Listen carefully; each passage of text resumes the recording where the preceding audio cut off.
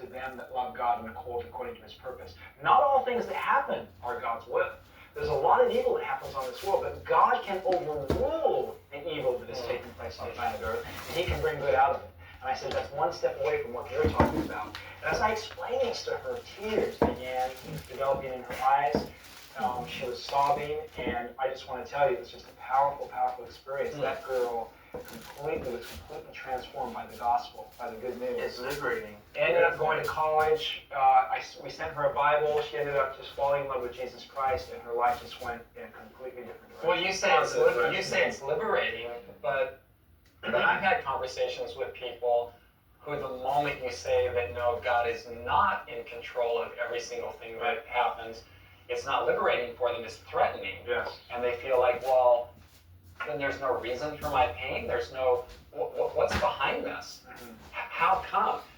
I was quite satisfied believing that God had some plan or purpose or blueprint or something he was up to in making this happen to me. And now you're telling me that There's no such thing. that God isn't in control of everything? Do we need to just say in a blanket manner, God is not in control, or is that overshooting the mark in another direction? That's overshooting the mark. Does God control anything that happens? Overrules everything. I believe he overrules everything. So in a sense, we are understanding and recognizing that God is alive and well, and he is in control of planet Earth. But in another sense, we're recognizing the opposite, and that is that there are things happening on planet Earth that are distinctly unrelated to God and not part of God's will. I think that there's a real trickiness even in the way that we've worded the question, and this has come up several times in the way that we've worded other questions. And that's what I like about these questions, because they're thorny. They're thorny, they're difficult, even the questions themselves are problematic. So this is a case in point. If God is in control, then are we really free? Well, there is a sense in which you could describe God's being in control that I would totally disagree with biblically. And then there's a sense in which you could describe God's being in control with, which I would totally agree.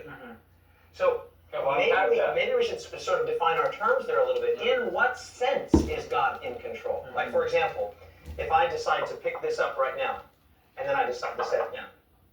Okay, that was an action. That just took place. It took place in time. It took place in space. It has, in some minuscule way, altered the person that I am. In other words, that is something that's happened now. It's a part of human history. Okay. Was God in control of that? So is that something God did, or is that something that David did? Because I'm operating under the decided impression that that was a choice that I made. When we were just here in the back trying to decide what shirts we wear, because if we all wear dark or we all wear light or whatever, and I put on this beautiful shirt, you notice how beautiful it is. I'm under the impression that this was a choice that I made.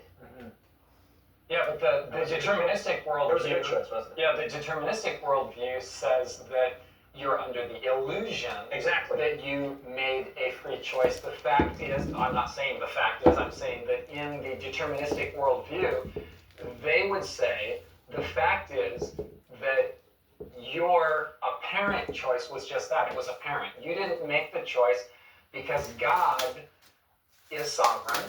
God is in control, God is omnipotent, and that equates to God has predetermined every single micro detail that ever occurs. It's all choreographed ahead of time, and you didn't really make that decision at all. So is there anything to John 3:16 on this question?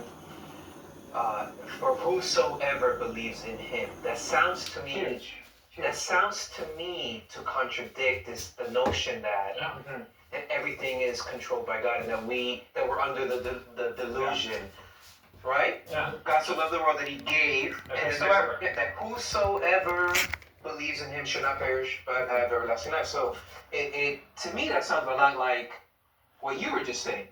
You have the real, very real capacity to make an exercise of your will to make a decision. That's not pre-manipulated by God. Agreed. I agree with that. I'm just going to say that for me, John 3:16, a great text, needs to be brought to the table, literally.